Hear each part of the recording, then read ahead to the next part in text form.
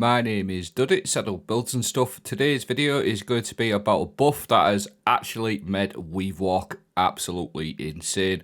I'm talking about the buff to Weavewalk. Obviously, this now gives you woven mail every time you come out of your Weavewalk. So you're going to get 40% damage reduction via woven mail for up to 20 seconds. I'll show you that in a moment. But this video really is about not only just going to be how you can be an absolute tank with this new change, but how we could use the threadlings to our advantage with some new seasonal artifact perks. You're going to be, like I said, really tanky, but I wanted to focus on putting out some extra damage as well. And then just before we get into the video, 20 seconds of woven mail. Stay tuned, I'll break this video down. So very obviously we'll start off with the Weavewalk aspects on strand. Press and hold E button for me because I'm a dirty lefty.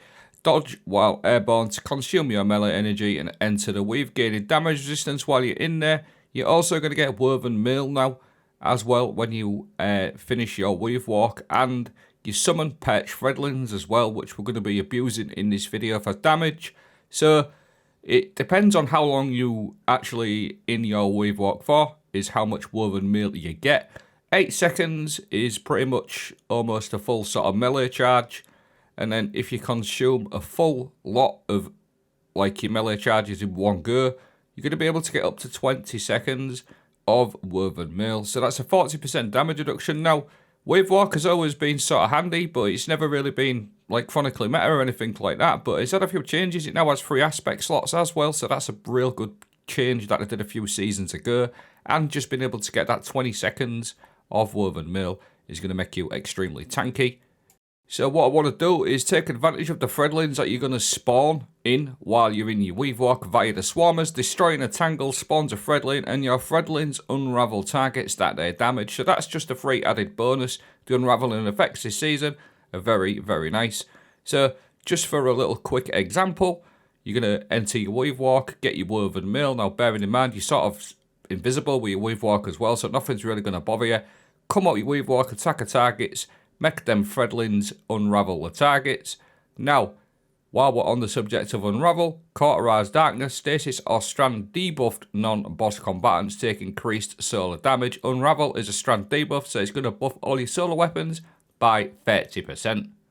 Versus anything other than bosses, so champions, mages, banes, things like that. We've also got Iron Lord's Vigor this season as well.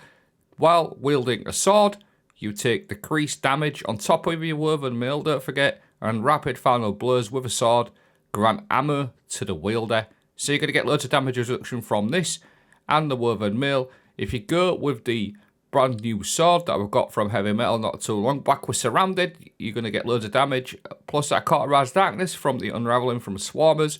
Also things like Lament, which is excellent against all different types of enemies. Obviously it's anti-barrier, and you get healing on top of Lament as well. So you can just sort of imagine, for a quick example, you're going to go into your Weavewalk or throw your threadling grenade or put your Weaver's Call down to unravel targets. Loads of damage reduction from that woven mail buff, and you're going to do loads of extra damage against anything other than bosses. So it just works really nicely. So obviously a lot of champions in the game, things like that, mages, just getting that 30% cauterized darkness is just like a free buff really with swarmers, because you're going to do all that extra damage with your unraveling rounds.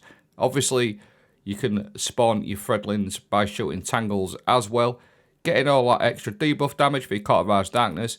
On top of that, you're going to have woven mail, like I keep saying, plus that invisibility. Really, really good. Swarmers are just one option. I'm going to leave a couple of videos at the end of this one with some other options too. Now, we can also buff our threadling damage with the new seasonal artifact pack tactics. Dealing damage with threadlings, which we're going to do with Weavewalk and our threadling grenade and Weaver's Call. It's going to increase the threadling damage over time, and at maximum stacks it will unstop champion. So if you look here, 508. And then my Weaver's Call threadlings are going to go up to 510, 515, 513, all the way up to 515, sorry.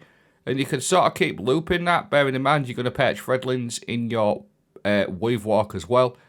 And it actually buffs your super as well, because your super is actually threadlings as well. So you'll see there, you're going to see that pack tactics proccing. I don't know the exact numbers just yet. It was pretty hard to test, but I'm going to keep an eye out for someone a bit more intelligent than me to tell me the numbers of the stacking damage to threadlings. But all these, with the Cauterized Darkness and the Weavewalk buff, it all just fits nicely together. Really, really strong little build. So we'll just have a quick roundup what we're getting. The Unraveling Realms are just 3 damage anyway. Cauterized Darkness, Woven Mail, extra damage on your sword, extra damage resistance on your sword. Pair it up with something like a Surrounded Sword or Lament, plus any other solar weapons as well. It doesn't have to be a sword. Obviously, I'm taking advantage of that new seasonal artifact perk. Now, regarding gear sets, you can also get healing with the Lustrous Armor set that we got from the Solstice event. If you don't have these lying about, you could always run something like Bushido, where you're going to get heals and extra resist when you're running bows, shotguns, or swords. So either one of them are going to work very nicely. I prefer the Lustrous just because I'm sticking to solar weapons just for that Cauterized Darkness, but either will do. Like I said, I've done a couple of videos on Weavewalk and Swarmers and other things over the last couple of weeks, so I felt a bit bad because I did a Swarmers video not too long back, but it obviously didn't feature the buff to Weavewalk, so I've reworked that build. I will leave that original video, and I'll also leave a video with Dawn Chorus as well, which actually gives you loads of Weavewalk energy. I will link that below, but you can sort of see in these clips how tanky you are, and how extremely useful Weavewalk is in general.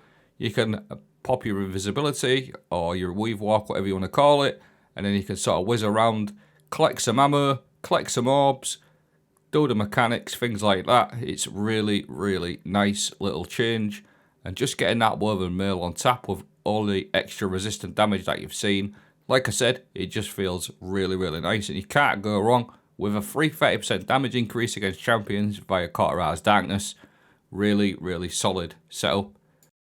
And once this little clip's finished playing, I'll also show you how good that pack tactics is with a threadling damage as well from the seasonal artifact perk. It just feels really, really nice.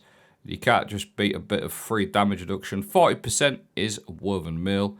Now, going on about that pack tactics as well, I know I didn't really show it, but pack tactics will also buff your threadling damage from your perched threadlings from the Weavewalk. So, again, this little clip here, I'm just going to go invisible. On my threadlings, I'll do extra damage from that pack tactics, and then my Weaver's Call and my threadling grenade are all going to get that buff as well. So it just works nicely, and again, I know I keep banging on about it, but just getting that Woven Mail on tap is just absolutely nuts. But that pretty much wraps up the video. Right at the very end of this video, I'll show you how tanky you are against the Saber. I was very easily able to tank a couple of the Saber stomps. But yeah, that's the video. I'll leave a dim link in the video description. Thanks for watching. Have a great day.